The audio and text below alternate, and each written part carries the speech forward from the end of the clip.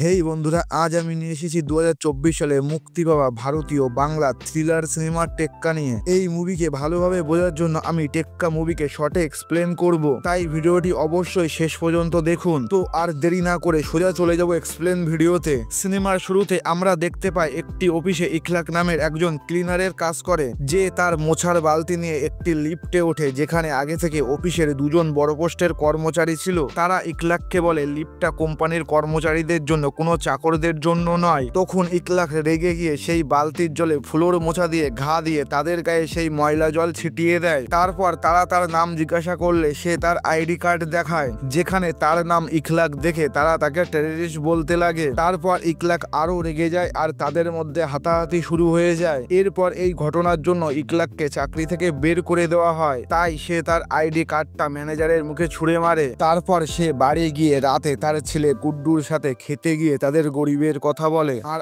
আরো বলে বড়লোকদের কাছে গরিবদের কোনো মূল্য নেই। তখন তার ছেলে তাকে বলে তাকে স্কুল থেকে বের করে দিয়েছে, কারণ অনেকদিন ধরে তার স্কুলের ফিস দেওয়া হয়নি। এই কথা শুনে ইখলাক রেগে না খেয়ে উঠে যায়। তারপর সে একটি সেলুনের সামনে বসে থাকে, আর সেই সেলুনে যে চুল কাটে তাকে জিজ্ঞাসা করে আসিফ, যে একজন জেলখাটা আসামি, সে জেল থেকে ছাড়া পেয়েছে কিনা। তখন সে জানতে পারে আসিফ জেল থেকে ছাড়া পেয়েছে, তাই সে আসিফের সাথে দেখা করতে যায়। এরপর ইখলাক একটি স্কুলের সামনে দাঁড়িয়ে থাকে স্কুল ছুটি হওয়ার সময়। তারপর সে একটি বাচ্চা মেয়ের পিছু করতে থাকে, আর সুযোগ বুঝেই তাকে কোলে নিয়ে দৌড়াতে লাগে। তখন রাস্তায় থাকা পাবলিক বাচ্চাটিকে বাঁচাতে আসলে ইখলাক বন্দুক দেখিয়ে তাদের ভয় দেখায়। তারপর সে সেই বাচ্চা মেয়েটিকে নিয়ে দৌড়াতে দৌড়াতে সেক্টর 5-এর একটি অফিস বিল্ডিং এ ঢুকে পড়ে, যেখানে তার অফিস ছিল। বিল্ডিং এর এন্ট্রিতে সে একটি গুলি করে ভয় দেখিয়ে সবাইকে বার করে দেয়। তারপর সে 9th ফ্লোরে ডায়মন্ড ডেভেলপার্স এর অফিসে যায়, আর বন্দুক দেখিয়ে সেখান থেকে সবাইকে বার করে দেয়। তবে ঘটনাচক্রে সেখানে দুজন সাংবাদিকও ছিল, টিনটিন এবং বৃষ্টি,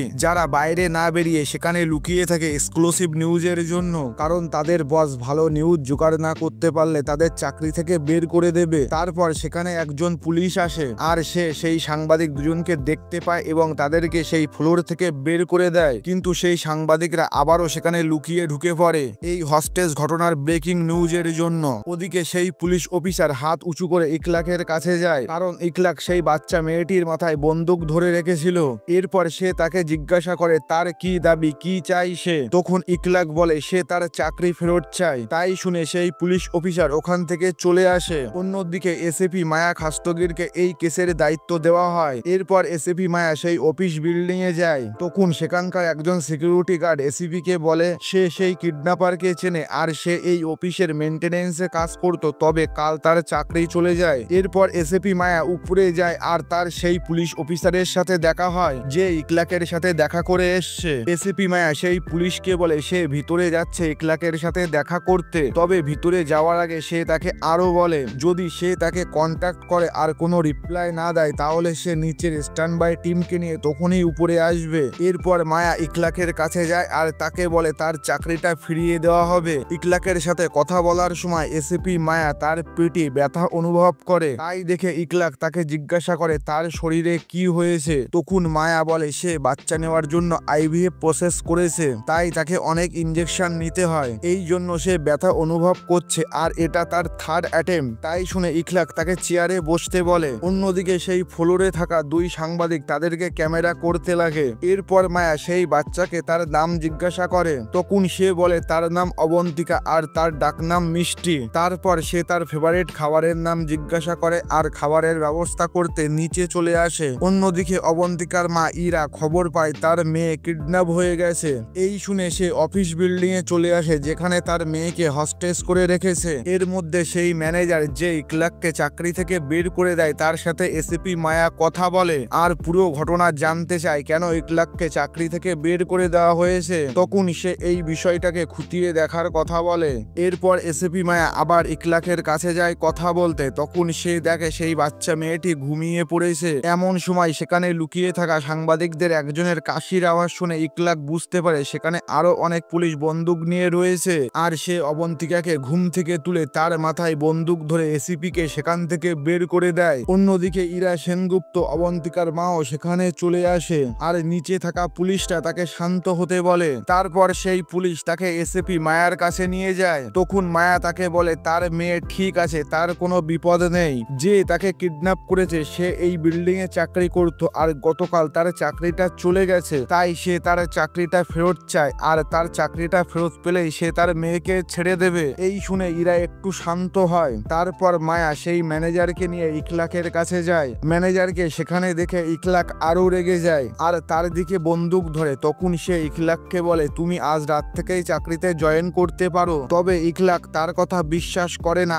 আর তাকে গুলি মারার ভয় দেখিয়ে ওখান থেকে বের করে দেয়। এরপর ইখলাক মায়াকে বলে, এই কোম্পানির মালিক অনুব্রত অধিকারী নিজে এসে তার চাকরিটা ফেরত দিক। অনুব্রত অধিকারী একজন ক্ষমতাশীল ব্যবসায়ী যে রাজনীতিতেও নাম লিখিয়েছে আর ভোটেও দাঁড়িয়েছে। এই শুনে মায়া তাকে রিল্যাক্স করতে বলে আর সে তার দাবি পূরণ করার জন্য ওখান থেকে চলে যায়। আর এদিকে সেই হস্টেস ফ্লোরে থাকা দুই সাংবাদিক সেখানকার ফুটেজগুলো তাদের বসকে পাঠিয়ে দেয় আর বৃষ্টি তার বসকে ফোন করে। তখন তার বস বলে আরো এক্সক্লুসিভ ফুটেজ চাই, তাহলে তার কেরিয়ার আরো ভালো হবে। এই শুনে বৃষ্টি চুপ হয়ে যায়। তখন তার বস তাকে বলে, যদি তুমি বেরিয়ে আসতে চাও তাহলে তুমি বেরিয়ে আসতে পারো। আর তাকে আরো বলে, তুমি সাংবাদিকতা করতে পারবে না, তুমি পড়াতে পারো বা চাষবাস করতে পারো। এই সব বলে তাকে ছোট করতে লাগে। তাই সে সেখানে থাকতে চায় আর তার সঙ্গে টিনটিন সেখান থেকে বেরিয়ে আসতে চায়। তখন তাদের মধ্যে তর্কাতর্কি হয় আর টিনটিন সেখান থেকে চলে যেতে লাগে। আর ইখলাক তাদের কথা শুনতে পায় এবং দেখতে পেয়ে তাদের উপর গুলি চালায়। এরপর টিভিতে সেখানে হওয়া ঘটনা লাইভ টেলিকাস্ট হতে থাকে আর ইরা দেখতে পায় ইখলাক তার মেয়ের মাথায় বন্দুক ধরে রেখেছে। এই দেখে সে আরো অস্থির হয়ে যায়। এমন সময় একজন পুলিশ মায়াকে বলে, উপরে গুলি চলেছে। এই কথা শুনে ইরা আরো বেশি অস্থির হয়ে যায়। তখন মায়া তার টিমকে বলে তাকে বাইরের পুলিশ গাড়িতে বসাতে। পুলিশ গাড়িতে ইরা ওয়াকি টকিতে শুনতে পায় ইখলাকের একটি 8 বছরের ছেলে রয়েছে এবং তার অ্যাড্রেস। তারপর ইরা বাড়ি চলে যায় আর আলমারি থেকে অনেক টাকা বের করে একজনকে ফোন করে তার সাথে দেখা করে বন্দুক নেয়। অন্যদিকে একজন পুলিশ অনুব্রত অধিকারীর কাছে গিয়ে বলে, যদি সে একবার সেখানে গিয়ে ইখলাকের চাকরিটা ফেরত দেয় তখন অনুব্রত অধিকারী এই সামান্য কাজের জন্য যেতে পারবে না বলে। এই শুনে সেই পুলিশ ওখান থেকে চলে যায়। এদিকে সেই দুই সাংবাদিক পালানোর জন্য লিফটে উঠে নিচে নামার জন্য। তখন ইরা বন্দুক নিয়ে ইখলাকের ছেলেকে কিডন্যাপ করে সেই বিল্ডিং এ নিয়ে আসে আর নিচে সেই লিফট খুলতেই সেই দুই সাংবাদিককে বন্দুক দেখিয়ে আবার লিফটে ঢুকিয়ে তাদের নিয়ে নিজে উপরের একটি ফ্লোরে চলে যায়। এদিকে মায়া ইখলাকের কাছে গিয়ে কথা বলতে থাকে। তখন তারা টিভিতে দেখতে পায় ইরা ইখলাকের ছেলে গুড্ডুর মাথায় বন্দুক ধরে রেখেছে। ইরা সেই সাংবাদিকদেরকে দিয়ে তাকে লাইভ করায় আর ইখলাকের উদ্দেশ্যে বলে, তুমি আমার মেয়েকে ছেড়ে দিলে আমি তোমার ছেলেকেও ছেড়ে দেব, আর যদি তার মেয়ের গায়ে একটি আঁচড়ও লাগে তাহলে সে তার ছেলেকে গুলি করে দেবে। এই শুনে ইখলাক খুব রেগে যায়। এরপর মায়া ইরার কাছে গিয়ে ইখলাকের পুরো ঘটনা বলে আর বাইরে নিউজ চ্যানেলে এই খবর দেখাতে থাকে। এমন সময় মায়ার সিনিয়র তাকে ফোন করে বলে এই কেস থেকে তাকে সরিয়ে দেওয়া হয়েছে আর স্পেশাল ফোর্স পাঠানো হয়েছে। এই শুনে মায়া ইখলাকের কাছে গিয়ে বলে পুলিশ বন্দুক নিয়ে তাকে মারতে আসছে।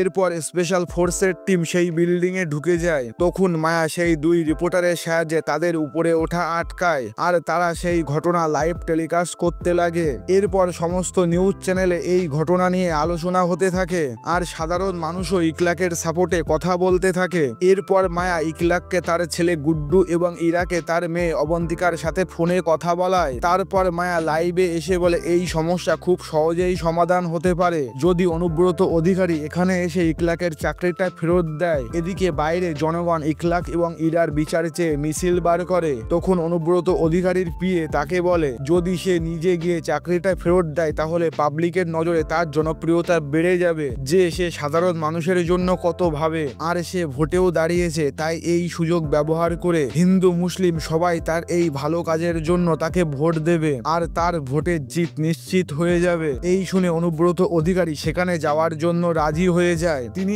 একজন ক্ষমতাশীল মানুষ, তাই তার সিকিউরিটি খুব টাইট করা হয় আর সেই 9 ফ্লোরের বাইরে স্পেশাল ফোর্সের অফিসাররাও বন্দুক নিয়ে দাঁড়িয়ে থাকে। মায়া এই খবর ইখলাককে দেয় আর সে সেই সাংবাদিকদের পুরো ঘটনা লাইভ করতে বলে। অবশেষে অনুব্রত অধিকারী সেখানে পৌঁছায় আর ইখলাককে বলে তার সাথে যেটা হয়েছে সেটা অন্যায়, তাই সে তার চাকরিটা ফিরিয়ে দেয় আর চাকরির সাথে 5 লাখ টাকার একটি চেকও দেয়। সেই মুহূর্তে সেই কাচের ঘরের সব পর্দা ইরা রিমোট টিপে নামিয়ে দেয়, যার জন্য বাইরে থাকা পুলিশ ঘরের ভিতরের কিছু দেখতে পায় না। আর ঘরের ভিতর ইখলাক অনুব্রতর দিকে বন্দুক ধরে জিজ্ঞাসা করে তার তার ভাই কোথায়। অন্য দিক থেকে ইরাও বন্দুক ধরে জিজ্ঞাসা করে তার স্বামী আলতাফ আলম কোথায়। ইকলাকের ভাই আলতাফ আলম ইরার স্বামী, যে একজন জার্নালিস্ট ছিল, সে অনেকদিন ধরেই নিখোঁজ ছিল।